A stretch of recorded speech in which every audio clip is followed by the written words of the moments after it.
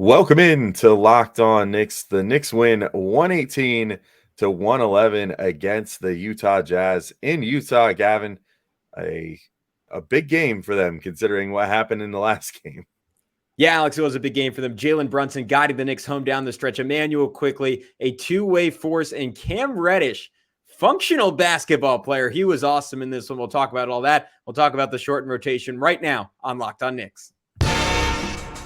You are Locked On Knicks, your daily New York Knicks podcast, part of the Locked On Podcast Network, your team every day.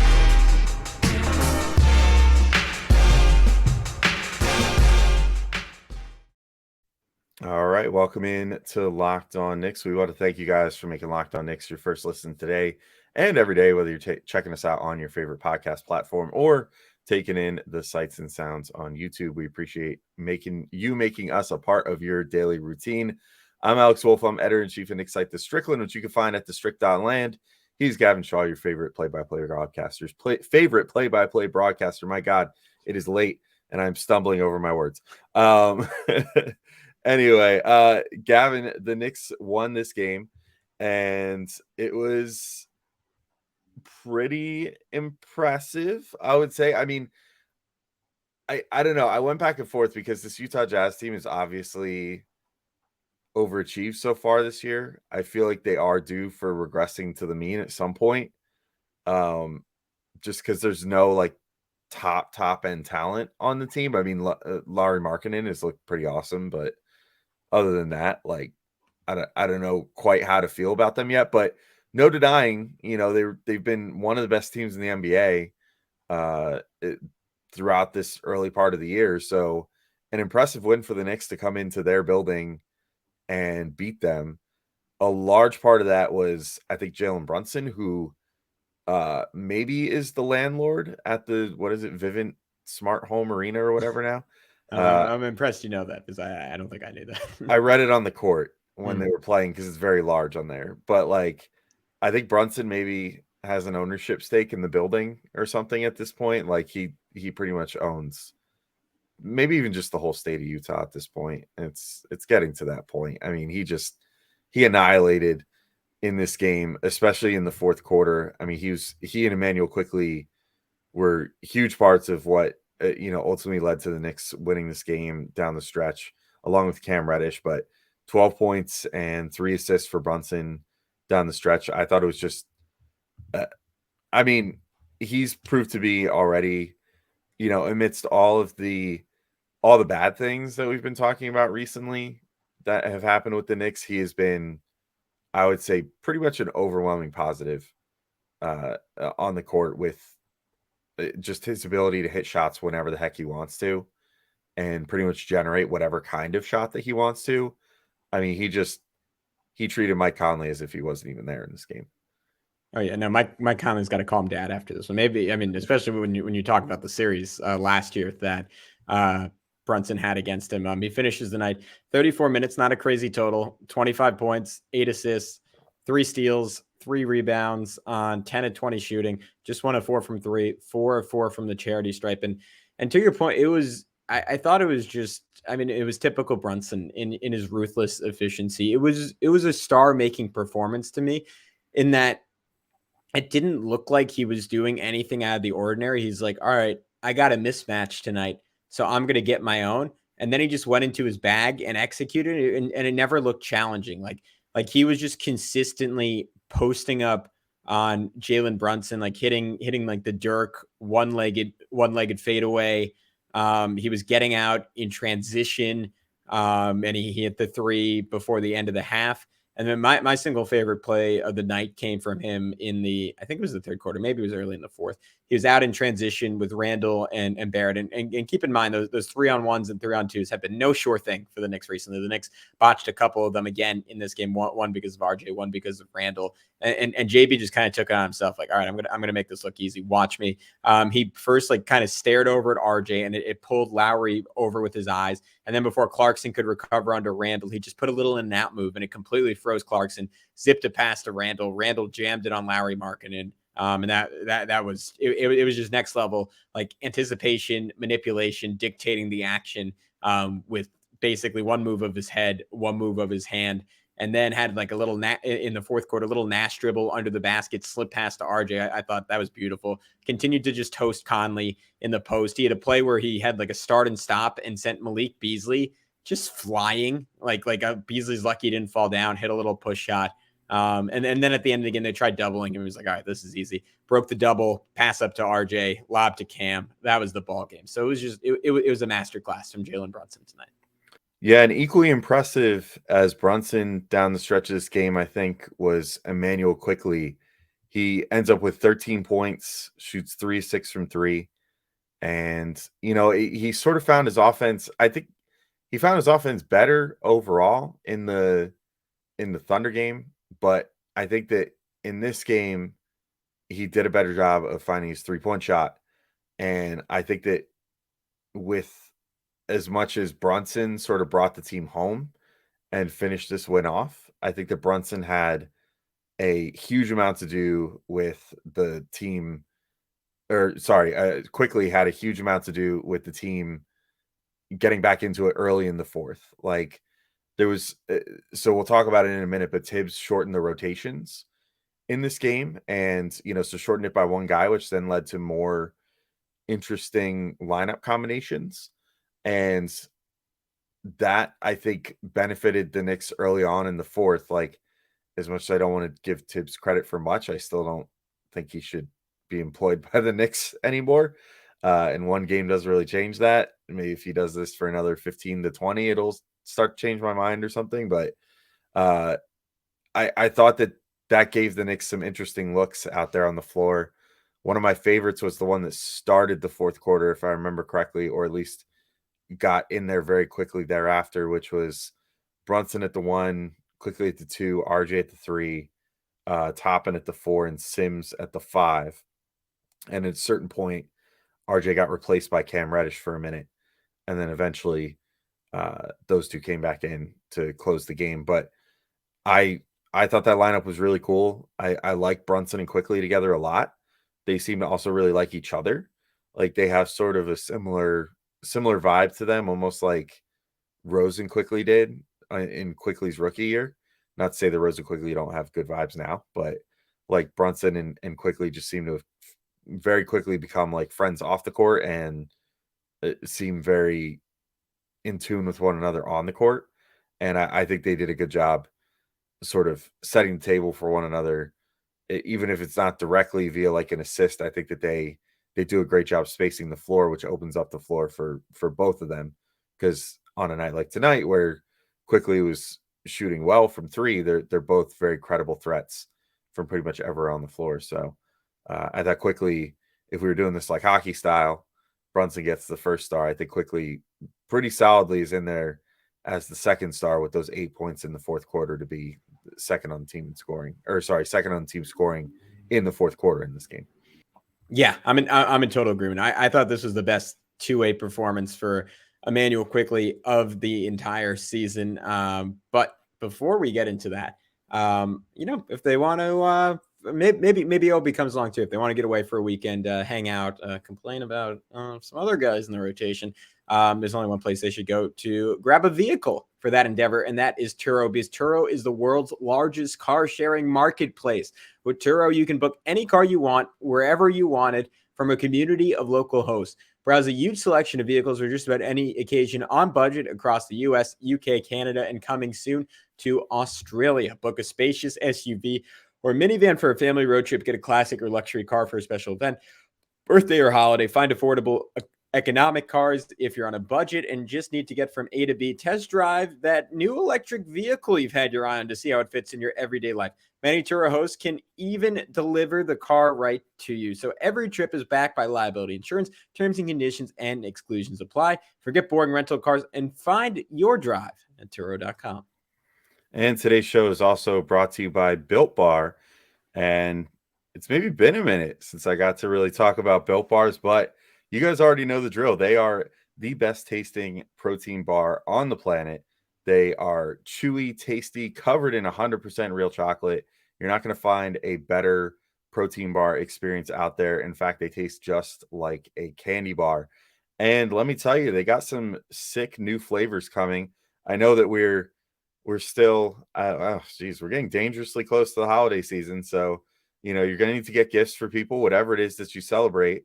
If you have a health enthusiast in your life, maybe Built Bars are a way to go, and give them something that's not only great tasting, but also useful in terms of giving tons of valuable protein, typically around 15 to 18 grams of protein per bar. And Built has some great new holiday themed flavors right now. You can get white chocolate peppermint Built granola bars. You can get candy cane brownie Built puffs, and also candy cane brownie Built Bar classics. But then also coconut brownie Built bars are back, and cookie dough Built bars are back. Two of the best flavors you could hope for. In the case cookie dough, sort of in the spirit of the holidays, like holiday cookies, cookie dough Built bar. I don't know. It kind of works. Anyway, if you want to get some Built bars for yourself or some loved ones, head to built.com and use promo code LOCKEDON20 to get 20% off your order at built.com. All right, and we're back to Locked On Knicks. And Gavin, we ended last segment where I had mostly gotten in my takes on Quickley, but I figured I'd throw the floor to you to give your takes on what you said was one of Quickley's best two-way games of the year, and I totally agree with that. Yeah, I thought this was just an awesome effort from him on both sides of the floor. He was really good switching onto bigs, and it was because he never gave them an opportunity to attack him, because they never really got to touch the ball. Like, he got caught on a switch with Lauri Markkanen, and literally the second he caught it, he poked it out of his hands. He had two different times where he switched on a pick and roll with Walker Kessler, and Walker Kessler's like 7'2" with alien arms, and it never mattered because both times Quickley just knocked it away from him, or I'm sorry, both times he intercepted the pass that was trying to get it to Kessler to jam on Quickley's face, and Quickley said, "You can't dunk on me if you never have the ball." I thought he was brilliant defensively in this one. We always talk about event creation on this Knicks team and how they really, really lack for that. And he basically single-handedly supplies that, and they're in desperate need for it, which is why I think it's ridiculous he didn't get to close this game. But that is a different story and would be treading too much on topic we've already covered. And then offensively, man, I'm with you. The 3-point shot, like, he's aggressively seeking it out. He's taking threes with guys in his face. And for me, the more the merrier on those. I just want him to be decisive. Even if he has a game where he goes 0 for 7, if he's shooting them with confidence, that's enough, because I'm just confident in that guy as a shooter. And I think eventually they're going to go in. And he brought out some new stuff in this one. Had like a step back midi attempt that I've rarely seen him take. He missed it, but I thought it was interesting that he took that shot. Had a Euro into another short jumper, which is just dirty and like not really like a commonly used move. Like, a lot of people go Euro into floater. He did it into a straight up jumper off 1 foot, which was nice. And then on one of those steals on Walker Kessler, he turned it into a layup on the other end, and he beat Walker Kessler, again, one of the better shot blockers in the league, with an early release, and then had the back-to-back threes, the second one drawing a bang from Mike Breen. I believe that was like early fourth quarter. So it was just a great two-way performance from him. And I wish he was playing 30 minutes a game, especially if Quentin Grimes is not going to be in the rotation. Yeah, I'm with you there. I mean, more time for Quickley is good time for the Knicks. Like, I just think, we've harped on this before, and I want to try to keep it on the positives because there are so many in this game. But like, Quickley, in theory, does pretty much everything Tibbs should love in a guard, including playing really good defense right now. Like, I think he's probably, again, yeah, like if Grimes isn't healthy or whatever the case may be with him, Quickley's probably their best perimeter defender right now. Let me throw this out there. There are metrics that have him as a top 5 defender in the NBA, period, right now. I don't know if I'm quite there yet, but I'm not saying that. I'm just saying that's indicative. Like, the Knicks are 16. The Knicks defensive rating coming in tonight was 16 points better per 100 possessions when he's on the floor. So no argument. Yeah. I mean, it's just because of the energy that he brings. Like, he just kind of gets everybody going the right way. Like, it's not even just like it's all him, but it just seems like when he's on the floor, the team is trying harder on defense, period. And a guy that I actually really love when he gets time with is Cam Reddish, who has been sort of, in lieu of having a Grimes available, I think that Cam has done a really good job of being that like defensive spark plug with the offense with the starters, I should say, not the offense, but on the offensive end, things are now starting to come together for him in a way that I think that he's really starting to like figure out a complete game for himself, which is amazing. Like this is for him now 2 games in a row too of just putting up really, really great like starter level stats. 19 points in this game, 7 of 13 shooting overall, 2 of 5 from 3, got to the free throw line 3 times, made all 3 of those. The rest of it's just kind of whatever, a bunch of ones, 1 board, 1 assist, 1 steal, 1 block, but way more than 2 great defensive plays in this game. You know, he had one that got taken away where he was going to have had an easy breakaway dunk because Jalen Brunson was so good at drawing an offensive foul that, you know, Cam wasn't able to get a second steal that would have been an easy 2 points for the Knicks. He had plenty of other times where he was just very disruptive. You know, he's just gotten so good now at using his length to disrupt whoever it is that he's guarding, whether he's, you know, kind of bottling up a guard or just kind of keeping himself wide enough to stay in front of, you know, an opposing wing or whatever so that they can't get around him. I think that he does such a great job with his body right now. And then especially I think it's always been his calling card. Like he plays the passing lanes, I think, extraordinarily well and is always looking to get a hand in somewhere and, you know, disrupt something and, you know, get a fast break going or, you know, whatever in that case.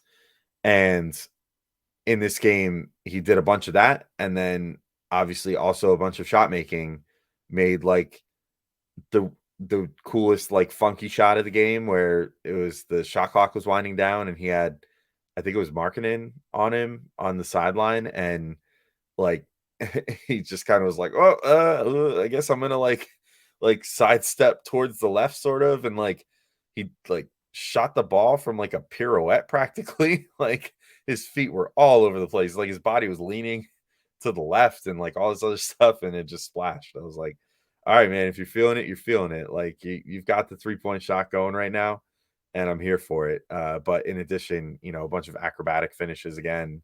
And he's just, again, I think he's really starting to put it all together in front of our eyes. And that's cool. I feel of all the things that there have been to not feel super great about so far this next season, I feel really good about the fact that like we were rightfully ready to write Cam off like after the preseason. And he's really established himself now to where now I'm like, okay, well, how much money are the Knicks going to pay him this offseason? Because I think I want to bring him back. Like he is really good and he has great chemistry with RJ Barrett. And I think he's turning into a real NBA player. Oh yeah. I mean, there were people on Twitter during this game saying, is Cam Reddish the Knicks best player? Is Cam Reddish the Knicks most talented player? Similar to you with the Quickley stuff. I'm not going quite that far yet, but he's been really good. And what have we always talked about with Cam, right? Like he has all the talent in the world and he's this grab bag of skills where he could be 3 or 4 different types of players depending on what he leans into on a given night. And we've said for him, it's all about like choosing certain directions and then perfecting those directions that fit in best with what Tibbs want and fit in best with who is on the floor. And he has found, I mean, I think this is what maturity looks like as an NBA player. He's found ways to blend in with whatever lineup he is on the floor where his skills are really shining and they're doing so in a way that not only doesn't take away from everyone else on the court, but actually amplifies what everyone else on the court wants to do. Look, like when he's shooting well and he's draining threes, the guy looks like an all-star. He looks like what you think of it, like the apex wings in these leagues, like big rangy defenders who can bomb threes in your face. And if you come too far up on them, they're going to blow by you and they're either going to like dunk on you or they're going to finish with, to your point, with acrobatics, whether it's a double pump into the body like he had with Walker Kessler or when he blew by Jared Vanderbilt in the left corner and hit an up and under where the Vanderbilt was like kind of like sitting on the ground, like grasping for air. Or they're going to hit crazy, like high degree of difficulty shots where you like on the play you were referencing, that was a possession where the Jazz did everything perfect and it didn't matter because this 6'8" guy just rose up over a 7-footer, hit a double pump 3. And then defensively, to your point, there were like a couple of small mistakes. Like he had one play where he went under a Markkanen screen and then RJ didn't switch and then Clarkson hit a 3. I don't know who was on. I don't know whose fault that was, but he also had like this great interception on Jordan Clarkson where Clarkson was driving to the lane and Clarkson was like, I'm just going to throw a lob. And Cam got up too quickly and his arms were just too long. And he picked it off and it kicked off a fast break that led to RJ Barrett free throws on the other end. And then like the creation from him, like he attacked, got right under the rim, slipped a little past to Isaiah Hartenstein for a floater. Those two have really good chemistry now. And then my final favorite play from him, Jalen Brunson driving with 3 minutes and 9 seconds left. The Jazz were closing the gap. They got it to, at this point it was 9 points. But Brunson like needed a bailout and Cam was the one guy who was aware enough. And Cam in the past would have been the one guy in this situation who was never aware to cut off it and hit a little banker. So I thought that was just fantastic. But you know what, Alex, if you want to throw some money down on the Knicks, just because you're really confident in Cam Reddish becoming a superstar, there's only one place to go do that. It's betonline.net. They're your number one source for sports betting info, stats, news, and analysis. You can get the latest odds and trends for every professional and amateur league out there, from football to basketball to soccer and esports. We've got it all at betonline.net. And if you love sports podcasts, you can find those at BetOnline as well. We're always the fastest and easiest way to get your betting fix. So head to the website today or use your mobile device to learn more. BetOnline is where the game starts. All right. Third and final segment. So we've covered a lot of the good. So Alex, this is the Knicks podcast, and things have generally been going bad lately. Was there anything you didn't like tonight? You know what? I'm gonna reject. Yeah, do it. Just swap me like Mitchell Robinson. Yeah, like if you were trying to set a screen there for negativity, I'm gonna reject that screen and go the other way. And I'm gonna go with the guy who sets really good screens. It does lots of good stuff. Before we get into anything negative here, I just got to say, like, Jericho Sims had, I think, for my money, probably his best game of the season so far. Still ran into the foul trouble, which is going to continue being a thing for him, I think. But, like, 11 points, 13 boards, 5 of 7 shooting. He didn't block a shot, but I think did a good job of, like, rim deterrence in this game, better than he's been doing so far this year. And his athleticism just continues to absolutely blow me away. And his passing has gotten better too. He had 2 assists in this game. So, like, 2 things. One, the athleticism, like, forget it. Like, he dunked over Walker Kessler. Jericho Sims is like 6'9", 6'10". Walker Kessler is like 7'2". Although I'm going to need the official measurement on that because he doesn't look quite like most of the 7'2" dudes that I've seen. Like, he just doesn't seem like that much of a behemoth to me when I'm looking at him on the floor. That said, so wait, real quick, I guess I was exaggerating. He's listed at 7 feet. Okay, 7 foot. All right, fine, whatever. 6'9" guy on 7-footer with a pretty nice wingspan though. With Walker Kessler, like, he just jumped like almost clean over him. It was wild. Like, like Sims just got up so high to where I was like, when the lob pass got thrown, I was like, oh, that's stupid. And then I was like, oh, what's more stupid is that I figured the Sims would not be able to find some way to get that, because it was just like, looked like it was the lob pass was like over the square on the backboard at least. And Sims just easily was just like, yep, okay. And just like dunked right over Kessler there, which was very satisfying because we unfortunately did not get Breen and Clyde for this game. So it was Breen and Zerbiak. We had to hear Zerbiak victory lapping the entire game about how he thinks that Walker Kessler is like the second coming the entire game, just being like, oh, that was my man crush in the draft. And dude, that was a little weird. It was a little bizarre. I think he was trying to say like his draft crush, but like, you don't say like your man crush. Like, you're like 50 and he's like 22. Yeah, whatever. They might end up renting a Turo together and just going off into the countryside, having a weekend, much to Rebecca Harlow's chagrin. Yeah, they'll have a great time together. Yeah. But so yeah, so like, I love that play, but then the passing, I think, is what's really striking me with Sims at this point. He maybe overpasses a little bit sometimes. Like, I think he's looking so much for the pass out of an offensive rebound now that maybe once or twice in this game, I thought to myself, like, like, if you just rise up with a little bit of force here, I bet you draw a foul and maybe even still be able to finish that. But for a guy who's not a great free throw shooter, maybe it does make more sense just be like, rather than trying to draw the foul, I'd rather just kick it out to someone else and let the other guys handle it. But he made some really great passes out of offensive rebounds in this game. I thought did a good job even of sort of waiting that split second to let the defense kind of collapse in on him like they do whenever someone gets an offensive rebound, because they just kind of forget that anything exists except for that guy that just got the rebound, and sort of waited that split second and then managed to get a nice kick out. I think one of them was to Quickley, if I'm not mistaken. Yep. And that was one of Quickley's makes, and it was really good. It was like one of the things to help Quickley kind of get going. So I continue to be impressed by Jericho Sims. I am glad that he's starting to recapture and build upon some of what he had last season, because I think his first couple of games this year were pretty rough by the standards that he set last year. Yeah, I loved him in this game. I thought he was great for the most part. I mean, to your point, that lob was crazy. And early on, I was like a little. I think you kind of noted this. I was a little frustrated because it was what we constantly saw from last year and in summer league, where it's this guy, and maybe part of it is to your point that he's not super tall by NBA center standards, but incredibly built, can jump to the moon, has pretty long arms. And it doesn't really translate into great contests sometimes. And I almost feel like he's afraid of contact. And I wrote that note. And then 2 plays in a row, almost 3 minutes later, he forced a turnover on a flying contest. And then I was surprised he didn't get credited with the block, but he denied Fontecchio, who I didn't know existed before tonight. But that's a real person in the NBA. He denied Fontecchio at the Summit.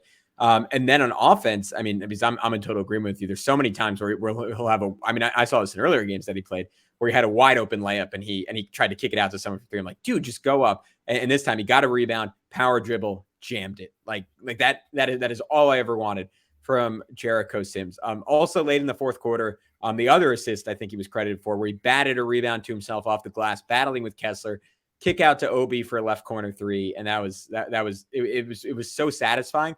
Because earlier or what led to that rebound was RJ just driving blindly against the double team and looking off a wide open Obi Toppin, even though he shoots 95% from three now. And so it was like, all right, I'm going to correct this wrong. And he did so. Only negative on the night outside of the aforementioned lack of physicality at the rim at points was he gave up not back-to-back, but both within 2-minute lobs to Walker Kessler, where he just sort of fell asleep. So need to have good awareness against the big centers who can jump high. But overall, to your point, great night from him. I want to talk about the Julius Randle, Obi Toppin dynamic real quick. We can bounce back and forth on that, because I thought this was another night where Julius was fine. There were some issues where he had one play where he threw a terrible pass and then didn't run back on defense. And I don't need to get into it again because we just spent the whole podcast talking about it, but I can't emphasize enough, no matter how many dinners he wants to host, how demoralizing that is to your entire team when your star player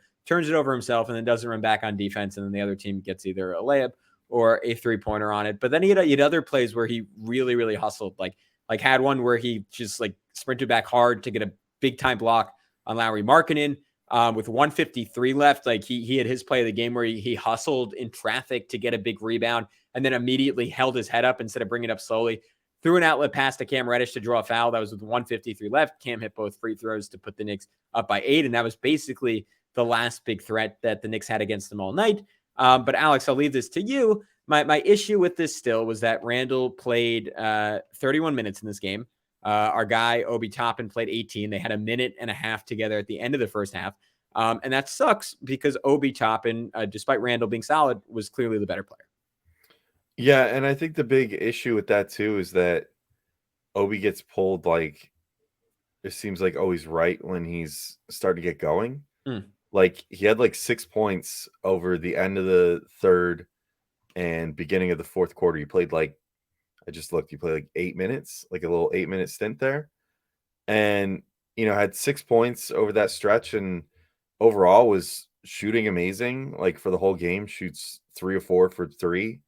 And but also had some great passing moments, had a really nice oop to Sims at one point, was just had 4 assists in total. Just seemed like he was really moving the ball well. And,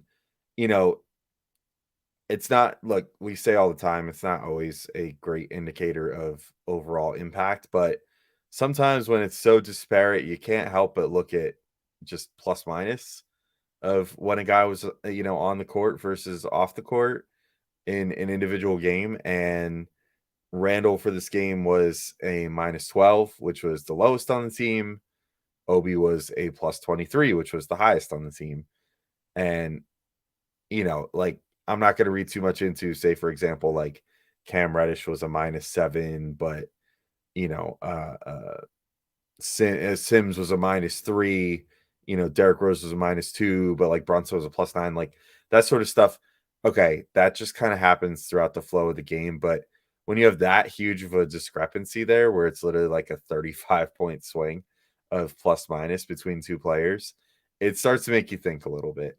And yeah, to your point, like a lot of it comes down to defensive effort too. Like I think that Obi plays good team defense at this point. He has some good individual offensive moments, but even if he doesn't put up like defensive stats, he's generally at least trying to stay in front of his man all the time, which is more than you can say for Randle, and also takes care of the ball better. Like, Randle had 4 turnovers in this game to co-lead the team with Brunson, except for Brunson also had 8 assists, which makes that more palatable. But we didn't turn the ball over once. And it's not like he was in foul trouble or anything. Like, there's a bunch of players that were in foul trouble in this game, but Obi was not one of them. It kind of boggles the mind a little bit. And, I sat and did the math too, based off of how many minutes Obi played, how many minutes Randle played, like how many minutes did they play together. And it was only like a minute 20 in this game. And so we can already sort of see it happening where, I mean, part of it is that Sims had a good game, I think, which is exactly what Tibbs wants in Mitch's stead. But, between Sims and Hartenstein now, if Tibbs feels like he can go to them for 48 minutes a game, I wouldn't be surprised if the Randle and Toppin pairing is done by next game, which would be disappointing because we literally highlighted that like when Tibbs tried it for the first time and it worked so well, like a week and change ago, we highlighted it as like, okay, this is the path to making sure that we don't have to have this like Obi versus Randle discourse, because they also play quite well together. And then now that another center has stepped up in Sims and doesn't look like he's a rookie anymore, or like the early stages of a rookie anymore, and is picking back up where he left off last year. Now all of a sudden Tibbs is like, oh, we don't need that lineup anymore. And it's disappointing. So I guess we're just going to be back in this situation again where we have to sort of one-to-one compare Julius and Obi's minutes, even if they both bring some good things. Like I thought that Randle brought some valuable shot making earlier in this game. I didn't think he necessarily had like his worst game ever.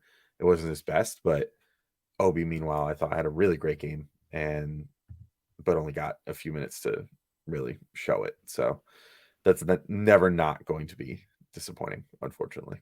Yeah, and I think part of the frustration is that Obi makes up for Randle's weaknesses in a way that offensively, at least, are extremely complementary. I mean, we always talk about the shooting, but to me, the biggest thing that Obi brings at the offensive starting lineup lacks, and this was a point that was also made on the low post with Fred Katz today, so shout out to those guys. But it's his ability to just like not only bring speed in like the full court, but in the half court.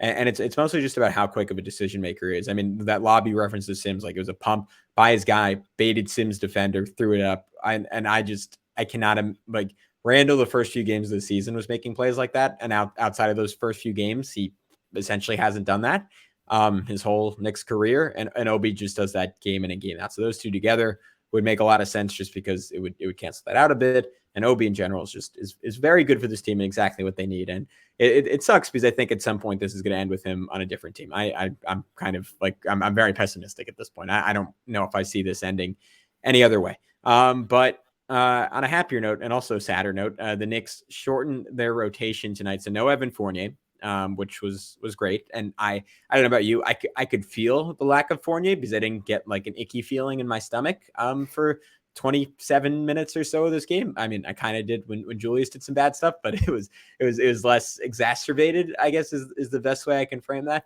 And then the other bit of news on the flip side of that isn't so good is Quentin Grimes doesn't play a single minute in this game, and we can come out of it and ask the questions like, all right, is he actually healthy? Like, is it a conditioning issue?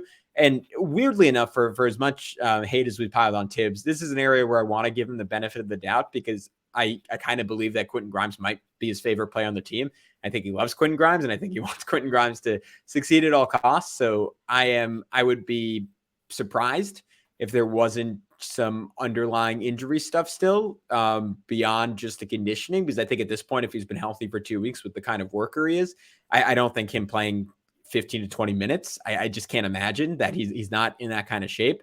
So I assume there are continued setbacks with the foot, which are really bad. The only other thing I can think of is that Tibbs is just so in fight or flight mode. Like, he's kind of bunkering down, like, all right, I gotta go with what I know. Like, I can't risk like Quentin coming in, being out of rhythm, us losing 2 games and me getting fired. It could be that as well, but I don't know. That situation is so confusing. And for all the Knicks weirdness we've had over the years, this is up there for one of the most mystifying ones, and also one of the most upsetting ones if it is some kind of long-term issue with his foot. Yeah, I don't know what the deal is. I'm inclined to think that he's just not healthy yet. They keep talking about he's like day to day, almost every day, with like, oh, how does the foot feel? And I'm like, yeah, but he's been day to day since the preseason, right? Like, yeah, yeah, yeah, and it just feels like one of those situations where unfortunately it's gonna end up like, this reminds me a lot of like Rose's situation last year, where I wonder if they just haven't exhausted all of their options yet as far as like testing it or like running scans or whatever. And they've just kind of been like, well, if it feels how it feels, it's probably just like a strain or whatever. And then, he just keeps like testing it every day and whatever. And then eventually it's going to come back and be like, oh, he needs surgery of some sort. Like, I don't want to speculate because I'm not his doctor, but it's just that was how Rose's injury went last year, where it was just like every single game he was questionable. And if he played, sometimes he would play like 5 minutes. He would give you like 1 or 2 games of like 15 minutes and then would be out for a week. And then you'd be like, what happened to Derrick Rose? And then all of a sudden it's like, oh, he's got a bone spur in his ankle. It's like, you're just seeing this now? Like, what? Was it? I guess you just prescribed pain management prior to that and didn't feel the need to run like a scan or anything, but whatever. I hope whatever it is that Grimes gets over it soon, because even in his rusty state, playing like 7-8 minutes, you could see glimpses of what he brings to the team, over the last week. So, hopefully once he feels fully up to it, he'll get a spot back. As far as Fournier being out of the rotation this game, good. I mean, I want him to figure it out, but I don't want him to keep getting chances to figure it out on the basketball court. Like, at this moment, not like the game court, you know what I mean? Like, he can figure his stuff out in practice. If they want to work with him to figure out something to get him going, they can, but they haven't shown much interest in doing that so far. And so he's just going to end up back out there again, dribbling the air out of the ball, not really looking to get his teammates involved as much as he probably should. And then, unfortunately, the part that probably makes it all crumble is that he's not making shots, and that's what he needs to do to be successful. So he can take some time off for a little bit. Maybe he'll come back revitalized, but if he doesn't, whatever. I mean, it's not even like his contract is a huge albatross or something either. It really doesn't make me lose sleep overnight. I'm thinking like, oh no, like if the Knicks just bench him for the rest of his contract, they have to give him so much money, because really it's like this season and next season, that's it. It's like, all right, fine. Yeah, I don't care. That's like nothing, for a contract of that size. So I'm not too worried about it, but we'll see what happens with him.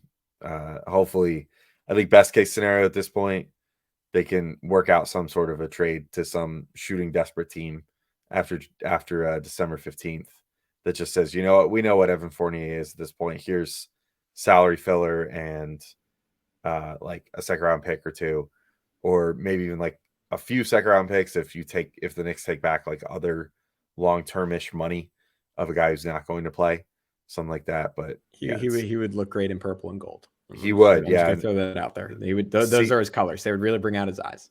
Seems like the perfect team to make a stab at him too. So we'll see what happens there. But Gavin, unless you have anything else to add, I think I'm ready to wrap up today. It was an interesting game because I fully expected them to lose this game, and then they won.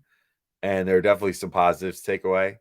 Definitely some things that still feel the same, unfortunately, with the Obi and Randle stuff. And I thought they did a better job, but I still wasn't in love with their 3-point defense in this game, which doesn't need a whole segment or anything. But yeah, just an interesting game to start this road trip. Yeah, all I'll say is I was in Philly this weekend, and I saw the Embiid game against them, and my takeaway was, I mean, obviously what Embiid did was one of the greatest sports performances I've ever seen in person, certainly. But the Jazz are a really, really good team because they still almost won that game, even though Embiid had like literally a unique stat line in NBA history. So this is a great win. Like I don't think like it's real that they were leading the West. I think it's real that they're going to end up being a playoff team and not a play-in team, like a top 6 seed in the West. So this is a great win. And it reinforces what we already know, that the Knicks might not have any superstars, but they have a bunch of really good players. And on nights when a bunch of them play well, they can beat a good chunk of the league. So I don't know if you want to call that a positive or a negative, but it certainly is what it is. So that is it for this edition of the Locked On Knicks podcast. For Alex Wolf, I'm Gavin Shaw. Stay tuned for plenty more this week. Again, we will have you covered with a little college basketball primer. You know, we just want to change it up a little bit. We've been talking about the same thing so much. And plenty more game coverage as the Knicks take on a Nikola Jokic Denver-less Jokic-less Denver Nuggets tomorrow. It's getting late. So we'll talk to you tomorrow. Peace out on Locked On Knicks.